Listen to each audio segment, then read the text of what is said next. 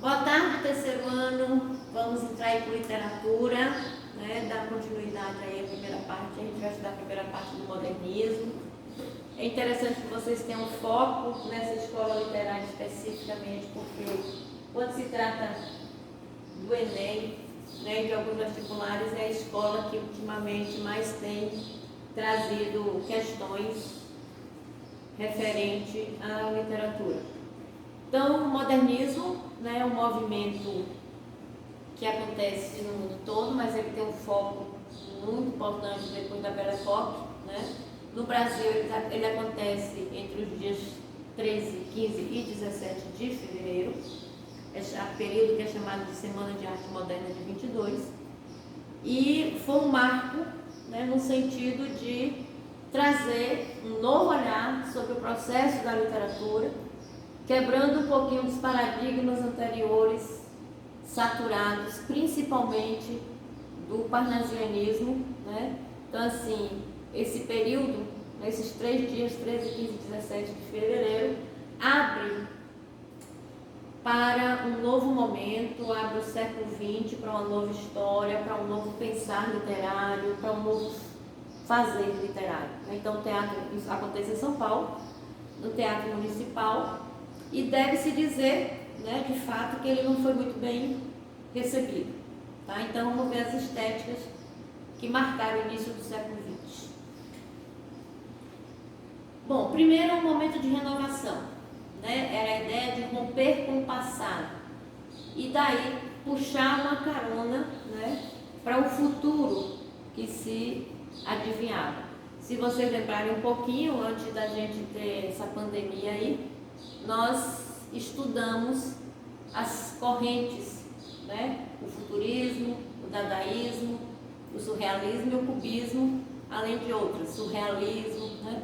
Então, esse momento de vanguarda é um momento que na Europa impõe uma mudança do conceito de literatura em todo o mundo. Lembra que a gente estava aí praticamente saindo da Primeira Grande Guerra Mundial, algumas mudanças no contexto político mundial, principalmente com a queda da maioria das monarquias absolutistas, o início de um olhar, né, que vai gerar aí os movimentos de totalitarismo da primeira metade do século XX. Entre eles, a gente tem o nazismo, a gente tem o fascismo. O fascismo, por exemplo, pega muito carona na ideia, né, do contexto de futurismo. Então, assim, essas escolas de vanguarda, esses movimentos de vanguarda trazem um novo olhar na Europa e, consequentemente, no resto do mundo. Além disso, né, a gente propõe aí a ideia de buscar a construção de uma identidade nacional. Então, essa identidade nacional parte do princípio de que a gente não poderia mais simplesmente copiar os modelos europeus, tá? Um exemplo disso é a obra Macunaíma, né? Macunaíma retrata aí a ideia do elemento brasileiro, tá? Então, assim, esse folclore, essa cultura, esse tempero, esse modo de falar era a proposta do modernismo. E é exatamente essa proposta que os escritores da época, né? Escritores e pintores e artistas plásticos da música de um modo geral, propõem, né, no primeiro movimento. Então, a gente tem Mário de Andrade, Oswaldo Andrade, Menor Delpich, Graça Aranha, além de Anita Malfatti, Tarsila do Amaral e Vila Lobos. Bom, a primeira fase do modernismo é marcada pela Semana de Arte Moderna, né, que vem pressupor a ideia, o processo de inserir, né, novas ideias ao fazer literário brasileiro. Então, é um período que é compreendido entre 1922 e 1930. Então, a primeira fase está exatamente entre os períodos de 1922, o início da Semana de Arte Moderna, e 1930. Né? É marcado por manifestos, revistas, grupos recém-formados que difundiam um cenário cultural completamente diverso daquilo que a literatura, daquilo que a arte pressupunha como ser arte. Para isso, se expandir esse movimento, né, se buscou principalmente através de manifestos e publicações em revistas. Uma das mais marcantes é a chamada Revista Antropofágica, que depois vai gerar o chamado Movimento Antropofágico de Oswald de Andrade, né? Em que ele propõe que a gente deveria absorver tudo que tivesse externo, né? Mas no processo de antropofagia a gente engolisse o que nos fosse útil e botássemos para fora aquilo que não fosse interessante, tá? Então, assim, esse movimento pau-brasil, o movimento antropofágico, o grupo da ANT e o verde amarelismo vai marcar esse período. Verde amarelismo que depois marca aí um movimento muito forte do tenentismo que leva à Revolução Paulista, né? Movimento tenentista. Bom, aqui tem a capa, né, da Revista de Antropofagia de 1928, que propõe exatamente essa ideia, né, de a partir de um caos, a partir daquilo que nos é imposto, a gente pudesse reconstruir algo novo.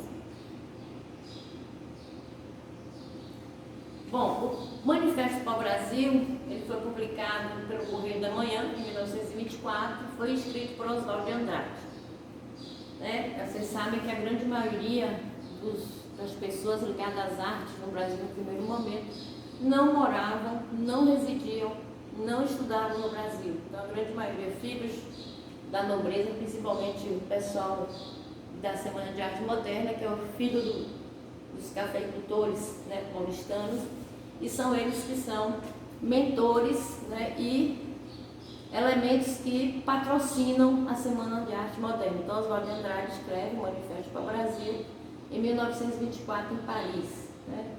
Ele prendeu-se à ideia de que o pau-brasil tinha sido o primeiro produto genuinamente brasileiro de exportação, né? Então, é o nosso primeiro elemento de moeda, é o primeiro processo de troca, de câmbio que a gente teve foi o pau-brasil. Se a gente lembrar um pouquinho, economicamente a gente tem um país marcado por ciclos, né? Então, a gente teve o ciclo de exploração do pau-brasil, depois o ciclo de exploração do minério, né, da cana, do café, da borracha, do café, e hoje nós estamos aí na soja, né? Então, assim, nós temos monoculturas muito marcadas. Então, por isso, ele traz esse elemento como elemento genuíno e, portanto, autenticamente algo brasileiro e produto de exportação. E propõe, então, a valorização desses estados primitivos da nossa cultura. Já o Manifesto Antropofágico, que é também o movimento Antropofagia, também de Oswald de Andrade, ele propõe um movimento mais radical, né? Ele de todos é o mais radical, exatamente porque para ele a gente precisava ter uma cultura, né? Absorver tecnicamente essa cultura importada, mas não necessariamente utilizarmos como elemento da nossa identidade, né? Então a gente teria que absorver, mais ou menos como faria um índio mesmo, né? Dentro do processo aí da antropofagia. A gente teria que engolir, deglutir, mas aproveitar apenas aquilo que nos fosse útil, né? Então a gente poderia transformar esse produto que é importado em algo exportável a partir daquilo que a gente absorvesse dele. Então, crença, né, a crença do nome vem da crença indígena, de que comiam o inimigo, supondo que assim eles estariam assimilando suas qualidades, ou seja, a gente tiraria apenas aquilo que nos fosse útil, que nos fosse importante. A Itacila do Amaral, né, que é a primeira esposa de Oswald de Andrade, retrata nessa tela Baporu essa ideia, né, do movimento antropofágico, né? Essa figura com pés enormes, com cabeça pequena, trazendo a ideia do cacto, do sol, tá? Então, a ideia do homem nativo, a ideia do homem selvagem, a representação desse movimento. Uma imagem dela, né? Vocês participou da Semana de Arte Moderna e se torna um dos símbolos do modernismo, talvez até por ter sido também esposa de Oswald de Andrade.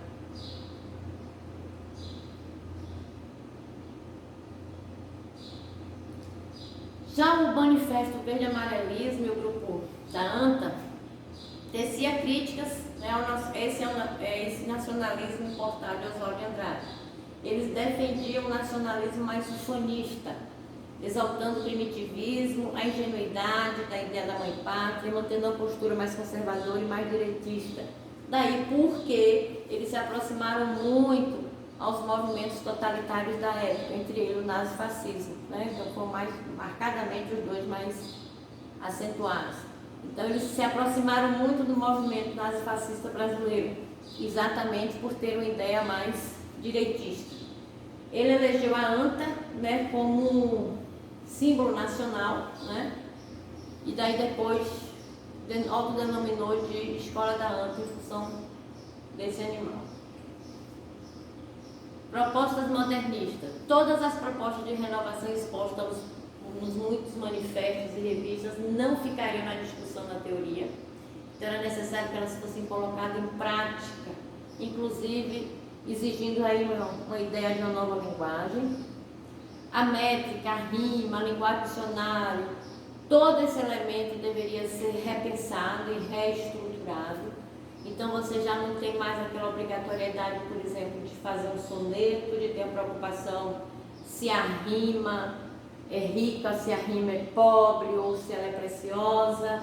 Enfim, você teria que ter sonoridade e observar esse falar, né, brasileiro, essa maneira de expressar do brasileiro. Mário de Andrade, Oswaldo de Andrade e os outros, né, os demais, são os representantes da primeira geração, tá? Eles propõem uma ideia de conciliação com as vanguardas europeias e a busca de um novo nacionalismo. Bora. Bom, a poesia foi a forma de expressão predominante que representou mais de maneira radical. Então a gente tem Mário de Andrade, Oswaldo, Manuel Bandeira, Guilherme de Almeida. Na prosa a gente tem Mário de Andrade, Oswaldo de Andrade e Alcântara Machado. Opa! De novo, vai sair lá. Oswaldo de Andrade, eu peguei um pouquinho da vida dele, né? Agitador cultural, polêmico, era contrário às convenções no modo geral, satírico, irônico, enfim. Era uma pessoa muito além, né? Muito à frente do seu próprio tempo.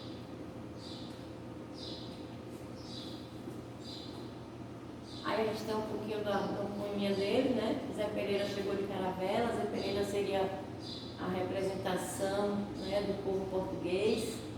Perguntou para o Guarani, o nosso índio: sois cristão? Não, sou bravo, sou forte, sou filho da morte. Então, assim, você tem aí a ideia, né, de que há uma junção da cultura europeia com a cultura brasileira, mas que ela não foi de maneira nenhuma, de maneira assim tão pacífica, né? O índio brasileiro tentou buscar, através da ideia do Oswaldo de Andrade, tentou buscar a sua própria identidade, conservar a sua própria identidade. Outro famoso é o Pronominais, outro poema, né? Você tem a ideia de um cigarro, diz a gramática, porque a gente trabalha aí principalmente com a ideia, né, do uso dos pronomes oblíquos, a ênfase, a mesóclise e a próclise. Então, se eu tenho tal situação, eu tenho que usar dessa forma. E no último verso ele faz o contrário, né? A gente estuda, não se deve usar pronome oblíquo no início de frase. E aí ele diz assim: deixa disso, camarada, me dá um cigarro, porque isso é a maneira como normalmente nós nos expressamos. Mário de Andrade morreu muito novo, né, de tuberculose, chegou inclusive aí para a Suíça, né? Elemento intelectual, então, busca a criação de uma língua literária brasileira muito própria. Eu acho que uma das maiores contribuições dele é Macunaíma, né? É um livro que retrata essa ideia da identidade brasileira, do homem brasileiro, através da figura do Macunaíma. Então, busca, através da cultura popular, né, mapear culturalmente e ideologicamente a nossa pátria. Aí um exemplo, né, um exemplo do filme, primeira capa capa do livro Macunaíma.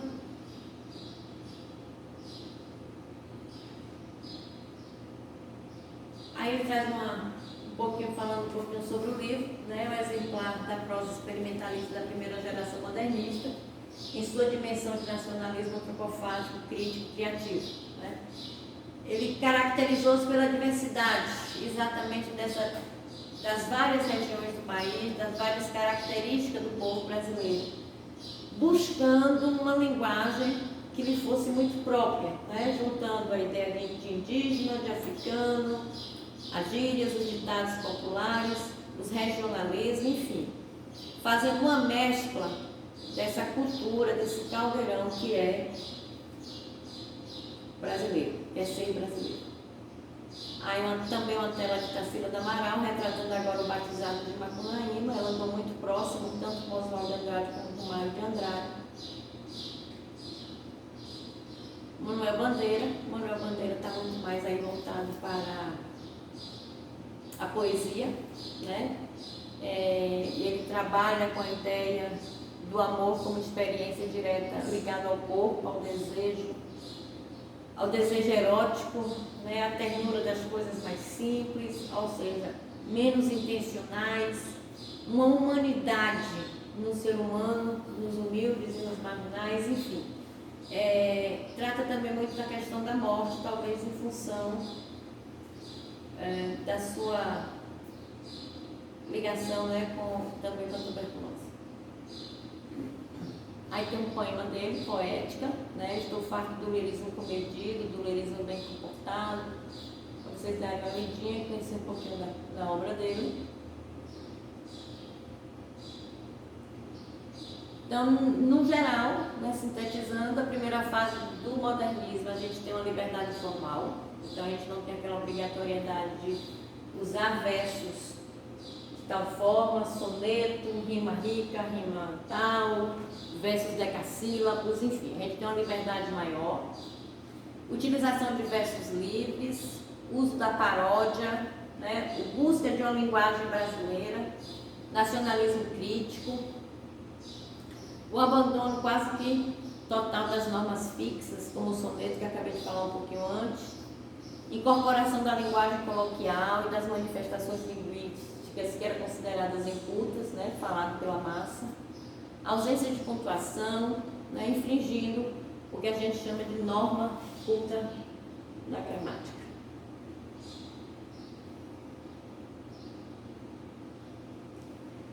Simultaneidade de cenas, num procedimento semelhante ao da pintura cubista, então pluralidade de linguagem e perspectivas, eles trazem várias proporções. Uma ideia caótica de ideias, formando verdadeiras colagens, isso aí foi muito utilizado e traz a ideia dentro do contexto da vanguarda do dadaísmo, né? A gente tira tudo e extrai isso que tiver de melhor. Emprego de imagens resultantes da livre associação de ideias, como se fosse uma falta de lógica no texto que vai gerar depois um movimento de uma literatura mais solta, né? Mais leve, que chega ao concretismo. Irracionalismo, né? No sentido aí de negar o racionalismo burguês, que estava muito marcado com as ideias europeias do que seria a literatura.